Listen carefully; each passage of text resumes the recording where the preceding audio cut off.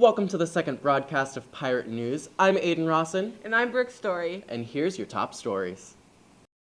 And now to our liaison, Kiana Kitchen, with a story on last month's blood drive.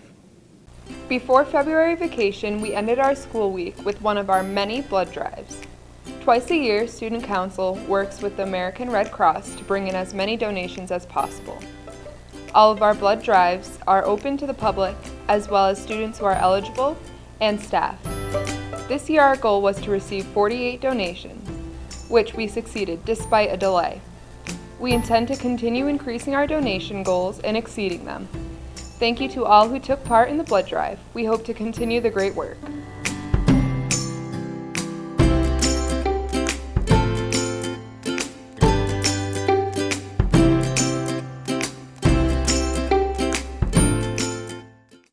And now on to our sports department head, Ross Tomasevich, with an update on our fantastic girls basketball team. Hi, Ross here again, and here's my report on the girls basketball playoff run. The Oxford Lady Pirates had a remarkable 2016 and 2017 season, having won enough games to qualify for the Central Massachusetts District Tournament. The first game of districts for the Lady Pirates was at home, the first home game in 11 years. Before the game, a tailgate celebration was held outside, where students enjoyed food, soda, and games. Mr. Tebow and Mr. LeBlanc even made appearances. The game was fiercely competitive, with the Lady Pirates trailing by 8 at halftime. However, in the third quarter, the girls quickly gained momentum by going up by 10 with superb free throw shooting. The BMR girls rallied, but the Lady Pirates held their ground to achieve a final score of 51-41. Leading scorers for the game were Gina Parmenter with 15 points, followed by Kayla Soto with 11. Because of their awesome win against BMR, our girls' next district game was against Littleton, at Littleton. Our Lady Pirates held the lead the entire game until the fourth quarter. However, Jordan Tremblay's 14 points and Gina Parmenter's 13 points were not enough to hold back the Littleton girls, ending in a loss for Oxford with a score of 57-45. Congratulations to our Lady Pirates on an outstanding season. Coach P complimented his team by saying, "No Lady Pirate team had won a playoff game in 10 years. And we also had the most wins in a season, 14 in 10 years as well. We are losing a great group of seniors, and certainly the leadership void left by graduations of captains Carly Parmenter, Jordan Tremblay, and Kayla Soto will be hard to replace. And looking into the future, Coach P said, we do have a great group of sophomores, freshmen, and 8th graders who will return with another year of experience under their belts. If they continue to work hard in off-season training programs, the program should continue to be successful for years to come." And here's sports reporter Michael McCarthy, who sat down for an interview with the founders of the new Ultimate Frisbee Club. Hello, my name is Michael McCarthy, and I am joined with Shane McCarthy, Adam Germain, and Mikey Peliquin to discuss this year's Ultimate Frisbee Club.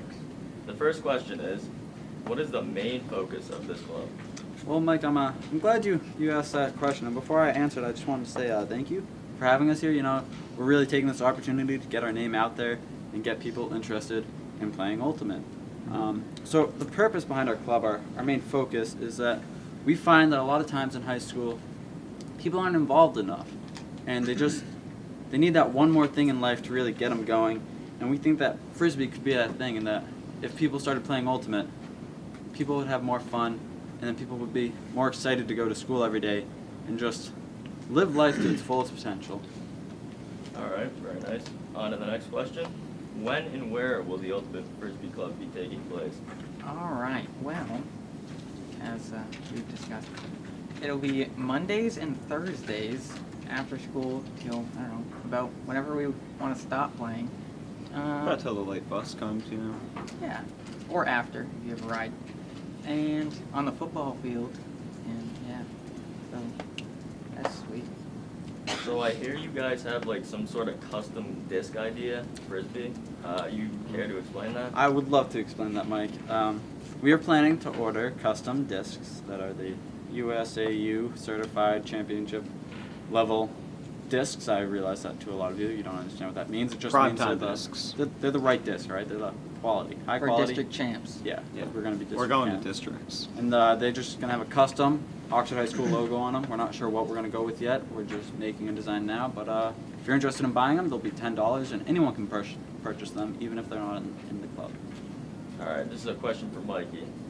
How many students are you expecting to participate? Well, Mr. McCarthy, we have about 65 people signed up right now, which I would say is one of the biggest clubs in the school.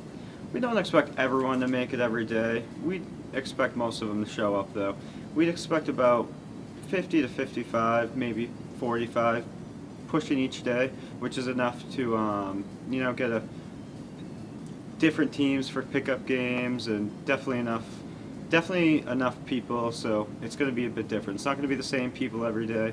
It's going to be definitely a different group of people that we're asking for. So lastly, any extra comments on?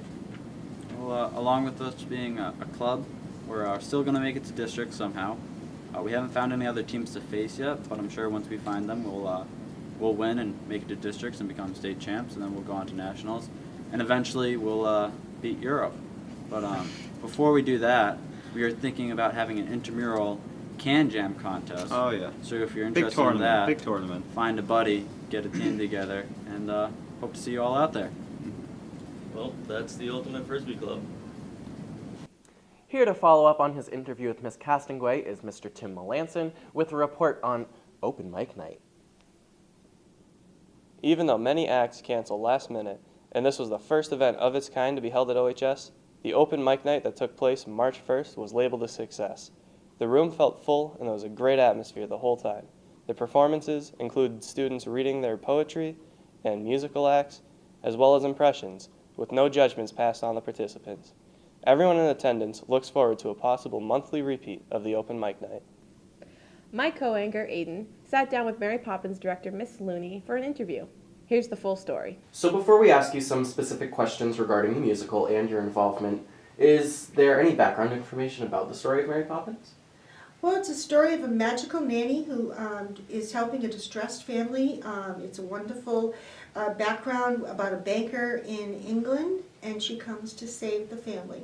Was there any specific reason that you chose this musical? Well, it's very popular right now on Broadway. It has come back, and it was something very dear to me when I was a young child. It was the first musical movie that I ever saw, and just loved the story, loved the music. So who do you have helping you with the musical? Well, first off, I have Mrs. Ruckowitz, and we've been working together for 11 years over at the middle school for all the musicals. I also have several staff members that have offered to help. I'm not quite sure what their roles are yet, so I don't want to name names yet, but I know that several people have reached out to me and will be helping us. That's great to hear. So I was actually just about to ask, who has roles in the cast and how difficult was it to pick the cast? It was extremely difficult because we have quite a bit of talent here at Oxford High School, and we knew that coming in because we had all these students at the middle school. So I can tell you that the Banks family is being portrayed by Billy Sullivan, Erin Reed, Danielle Johnson, and Ariana Carrier. And then Bert is being played by Aiden Rossin. And finally, Mary Poppins is being portrayed by Haley Higgins. And we have a plethora of wonderful supporting actors and actresses. Excellent. So when will Mary Poppins be put on? Our opening night is March 30th, and we'll be playing March 30th, March 31st, and April 1st, a matinee on a Saturday afternoon. How long will it take to make Mary Poppins performable? Every minute of my life. And the lives of the actors and actresses that are devoted to the story. All you have to do is look anew, then you'll understand why it's a jolly old day for Mary. Mary makes your heart so light. When the day is grey and ordinary, Mary makes the sun shine bright. You do talk nonsense, Mary. Oh, happiness is blooming all around her.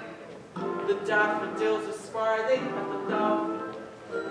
When Mary holds your hand, you feel so grand. Your your heart starts beating like a big brass band. You hold up the brass for all of us. Oh, it's a jolly holiday with Mary. No wonder that it's Mary that we love. Come on, you two.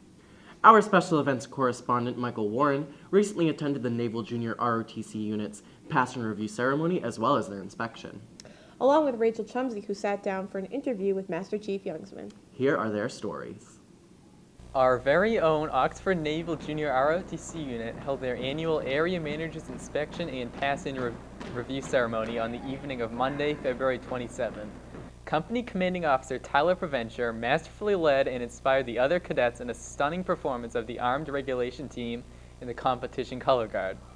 The ceremony included the Parade of Colors, the National Anthem, and a drill team demonstration. Keynote speaker, Commander Jimmy Miller, conveyed his admiration for the outstanding performance by the Oxford cadets. You guys did outstanding on the inspection. I don't have to tell you that. You're Oxford. I expected you to do outstanding, and you did not let me down. Principal Ross Tebow followed up with his remarks by congratulating all involved and thanking the National Honor Society members for their service as ushers. The presentation wrapped up with the annual Cadet Change of Command led by Commanding Officer Tyler Preventure, followed by the benediction. Here's additional information from reporter Rachel Chumsey. Take it away, Rachel. I had the privilege of talking to Master Chief Youngsman after the General Area Management Inspection. His first impression of Jimmy Miller was definitely a pleasant experience. Master Chief added that both he and Jimmy Miller were submariners, so they were able to relate to each other. Master Chief stated that every 2 years an area management inspection takes place, which is different from a general inspection because a guest inspector inspects the cadets. He added that our cadets prepped their uniforms as well as their spaces in supply system. They also had to inventory every piece of gear and clothing that was issued to them by the Navy. I asked how successful was the inspection. He said that the Oxford cadets received the best possible grade and Commander Jimmy Miller was very impressed with our unit. On March 8th, 20 representatives from our student council were able to attend the MASC State Conference. After months of fundraising, we participated in the Special Olympics Polar Plunge. Oxford Student Council was also recognized as being the top fundraising school by raising over $4,000. As well as being the top fundraising school for the Polar Plunge, we were also recognized as being a Gold Council of Excellence. Brooke and I were also able to participate in the conference by presenting a workshop entitled Building Bridges with Administration. The conference also featured 2 keynote speakers, multiple other workshops, and a whole lot of energy. I think we speak on behalf of our entire delegation in saying that the MASC State Conference this year was an experience that we will not soon forget. Hi, my name is Kiana, and I am a Pirate News liaison, here to update you with college acceptances. First, we have Alexis Morrison, who has been accepted to La Salle College and Southern Connecticut State University. Cameron Riley has been accepted to Fisher College. Cassidy Foster has been accepted to Anna Maria, Quinsigamond Community College, Curry College, and Eastern Nazarene College.